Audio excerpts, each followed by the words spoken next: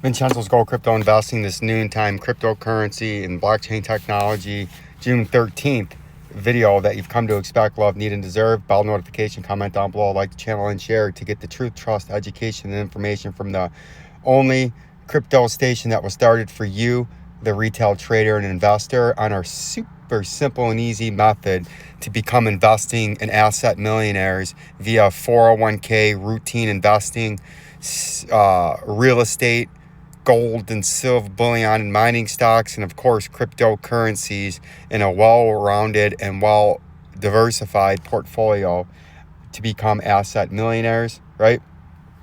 And if we look at some of the breaking news we had, gold shot up about $50 an ounce last night, and oil shot up. It was up at one point greater than 13% last night, but oil right now is having some, let's get that off of the Wi-Fi, is having some problems updating the price right now. And if we look at the crude oil, you can see it's still blank there. And when you click on it, it says it's having problems live updating. But there's been some heightened war tension with Saudi Arabia and Iran and Israel. And something that sort of shocks me still is anytime there's sort of war tension in the Middle East or anywhere around the world, the dollar still does shoot up. And you can see the dollar was been on quite the fall over the past 12 months, and especially over the last few weeks, it's been on quite the onslaught. But you can see last night when oil shot up about 13%, gold went up $50 an ounce on the war news with Israel and Lebanon or Iran. The dollar still initially, anytime there's a conflict, still as a safe haven perceived around the world, still does go up.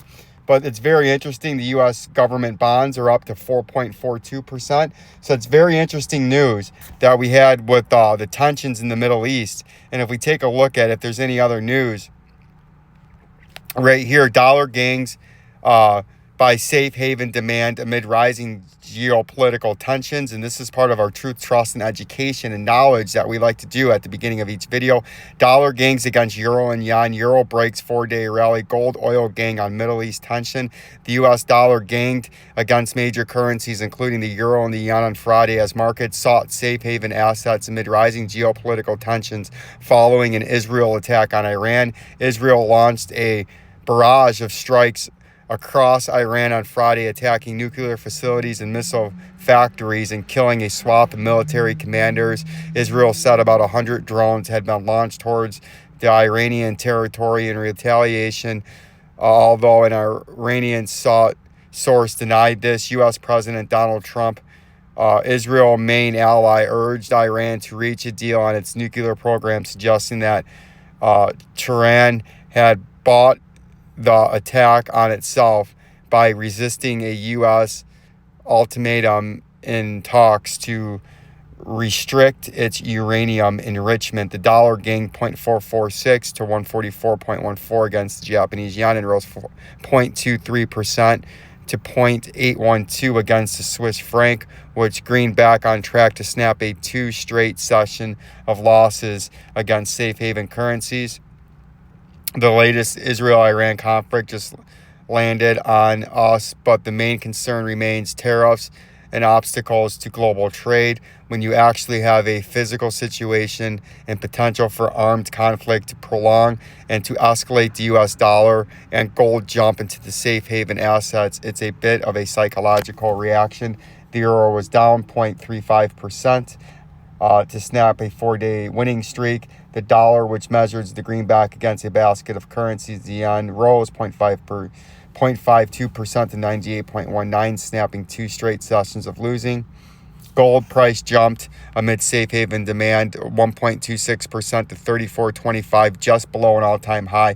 Oil prices had the biggest move, multi-month high, behind the conflict, up 5.62% to $73 a barrel. It got up to $76 a barrel last night, up from $52 a barrel just about 8 short weeks ago. So it's very interesting, but I feel like you should know that news is going on because that is an existential threat that can have on cryptocurrencies in the stock market, right? And you can see yesterday the Bitcoin price was in the midst of a fall as we were nearing an all-time high again after we hit the all-time high and came down and had that nice rally coming down again. And what we're watching this weekend is the same, is do we come down to this 97,136.20, your first major support level, which the 100-day moving average in the daily is right there. You can see we got bounced off of about the 50-day moving average, and we're sitting just on the 50-day again. Right here we bounced. Now we're coming up into the hour moving averages, which could force you down. And then obviously the major 97,000 is your critical support level down here. And then the next thing that you would look at is if this continues to break down, which I still am one of the only ones on here that think Bitcoin is still going to come down to some of these lower lows. We went over that in yesterday's video, the average bear markets length and percentage down for XRP and the Bitcoin price after bull market tops, right? And you can see if you do come down to this $97,000, this 200-day moving average is critical, because if you slip this 200-day moving average with this wedge and confirm that breakdown, which we've already sort of confirmed the breakout, right? We've had some volume come in, we had the price come down, a little bit of a reactionary pump, but the technical target, if this does break down and continue down, is the bottom of the target, which is down here near where that double bottom was created on April the 7th, and then the second one on April the 9th, which then started off this bull run right here to the new all-time high into this rising channel, right? And that's what we're looking at right here, and that's what we're going to be following still through the course of the next several weeks, and especially this weekend, to see exactly what the price does do. Does it start to continue its trend down, or does it try to just trade sideways to up? Bitcoin dominance is rising again. Ethereum has taken the biggest fall from yesterday, as it is a very volatile mover and likes to have violent swings. But you can see the Ethereum from top to bottom was down 15.69%. It got all the way up to just below your technical target at 28.88, just below that $3,048 and change, which is a technical target on the break up from this consolidation that we had right here. You had this long consolidation off of this major support level, the top part of this blue trading box, and you consolidated from the 23rd of April all the way to the 7th of May. And then you had that euphoric pump followed by another long consolidation, and then a nice fake out, which it looks like it ended up being here just below your technical target, rolled over on itself. But critically now in the daily time frame, it is sitting on the 200-day moving average and the 100-day and the 50-day moving average in the daily. If you get below these three moving averages, you will fall just as fast as you fell this 15% right here. You'll fall from 24.33 straight to 18.1671 in the blink of an eye. So that's why we're paying attention to this, because that could be that Bart Simpson top.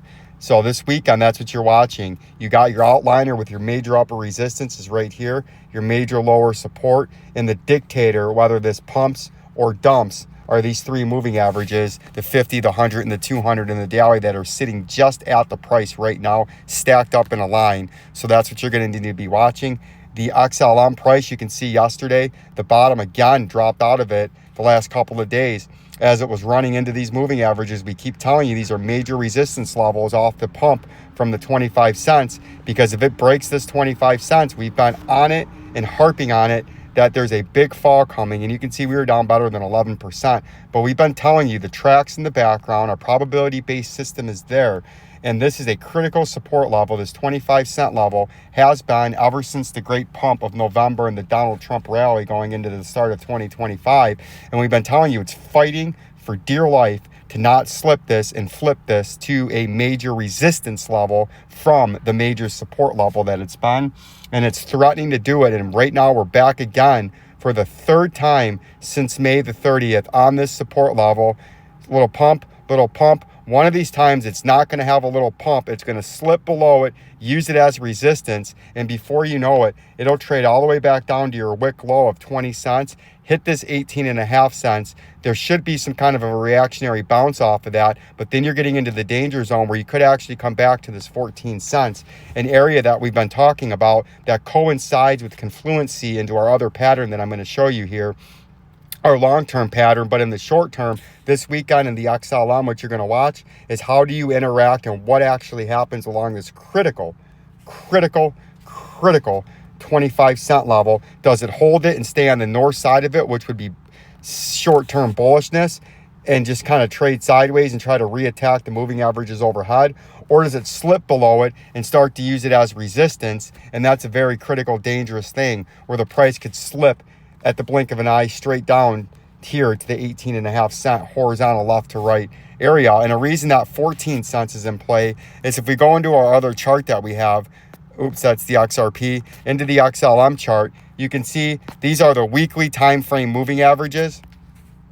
The red, the blue, and the green you're going to see, which coincides with what our normal moving averages are, the 200-day and the daily. And you can see we're sitting right on the 50-day in the weekly time frame in the XLM price. But another thing that's very interesting is we have this symmetrical triangle that we're in, the same as we were in down here. But this was back when nobody owned the coin. Very few people owned the coin. But you can see we were in a left to right symmetrical triangle from 2014, and we broke out of it in 2017 and ended up actually at almost a 100x move way up here, right? But notice that upper resistance descending, lower support uptrending, and then the breakout where the pattern comes to an end. Now notice what we've been in ever since that pump. We're in the same exact formation, right? Just at a higher level. Descending overhead resistance, uptrending underneath support, symmetrical triangle traded straight horizontal from left to right. You can see we've hit upper resistance, upper resistance, upper resistance, lower support, support, support. And now where we're at now, you can see we're in the midst of trading down, and we're sitting right on the 50-day moving average in the weekly time frame after the rejection. And you can see where the 18 cent lines up with the horizontal left to right 18 cents. It hits beautifully on our uptrending target and also is sitting on the 200-day moving average in the weekly time frame. So I believe that's a major reason why we have to come down to that 18 cents, and that would be a very, very good buying opportunity. And if this thing ever did break to the upside, I'm not saying it's going to $15, what I would say would be more or less a target would be something that was similar to this move right at the beginning. You get a nice pump like that, right? Which would still get you $1, $1.50, maybe even $2 potentially, pumping up into something like this out of there. So that's a major reason why we're paying attention to this in the XLM, is I believe there's a lot of very, very exciting things happening there. You just have to remain patient. The same thing with the XRP. If we go back into the daily time frame with the XRP, you can see where we're at. We had a very good video on this last night. You can see we've actually slipped down like we were talking about and thought we would. You breached below the moving averages. We're about to have a bearish cross for the 50. By tomorrow morning, we'll be underneath the 100-day moving average again. We wicked straight down to the neckline support.